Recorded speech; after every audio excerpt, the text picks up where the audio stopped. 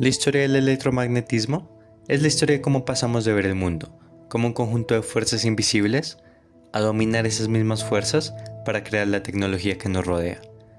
Durante siglos, pensamos que la electricidad y el magnetismo eran fenómenos completamente separados. Los rayos del cielo eran pura furia de los dioses, y las brújulas, un enigma que solo obedecía a algún capricho de la Tierra. Pero todo cambió en 1820, cuando Hans Christian Ørsted descubrió que una corriente eléctrica podía hacer que una aguja magnética se moviera. De repente, la electricidad y el magnetismo estaban conectados, y no era solo una coincidencia, era la clave para entender el universo. Ese descubrimiento encendió una revolución científica. Faraday, Maxwell y Tesla llevaron dichas ideas al siguiente nivel. Formularon ecuaciones que, aún hoy, explican cómo los campos eléctricos y magnéticos se entrelazan, dando lugar a hitos tecnológicos desde motores hasta ondas de radio. Aquí entra en juego la bobina de inducción, un artefacto que, al permitir el flujo de corriente por medio de tubos, genera un campo magnético capaz de alterar el comportamiento de relojes, clavos y fibras de metal. Pero, ¿esto cómo ocurre exactamente? ¿Por qué una carga en movimiento es capaz de crear un campo magnético a su alrededor? Para entenderlo, debemos ir un poco más profundo en la naturaleza del electromagnetismo.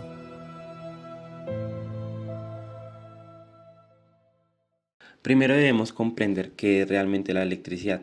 En esencia, se trata del movimiento de cargas eléctricas. Cuando los electrones fluyen a través de un cable, no solo viajan de un punto A un punto B, sino que también alteran el espacio a su alrededor. James Clerk Maxwell formalizó este fenómeno en 4 ecuaciones fundamentales que describen el comportamiento del electromagnetismo. Una de ellas es clave para nuestro análisis, la ley de Ampère-Maxwell. Esta ecuación se expresa de la siguiente manera.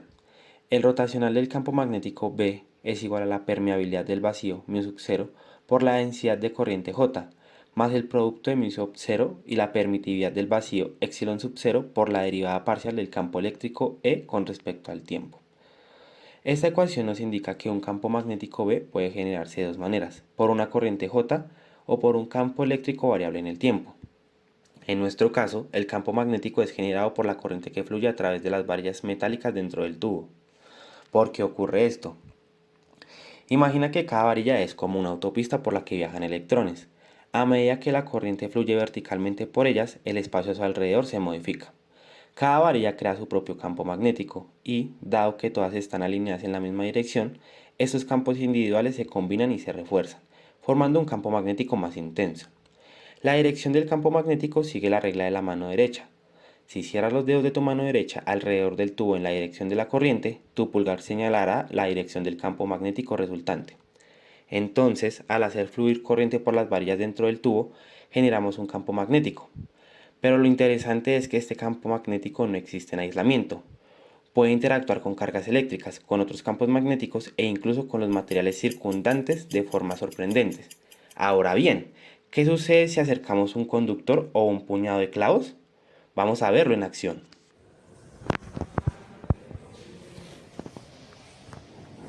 En este primer ejemplo, podemos ver cómo al colocar materiales ferromagnéticos sobre la bobina, en este caso clavos, y encenderla, estos magnetizan y siguen las líneas del campo magnético generado.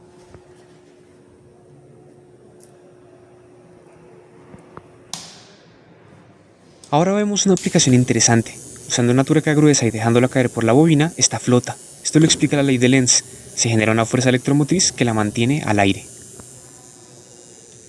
Siguiente caso. Si medimos la corriente con un amperímetro conectado a un inductor, vemos que se está generando una corriente por acción del campo magnético y el movimiento del inductor en la bobina. Al darle la vuelta, se da un cambio de signo. Esto pues, se invirtió la dirección de la medición.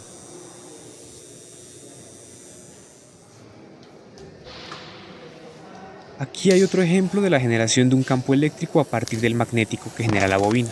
Las chispas saltan al acercar estas dos piezas.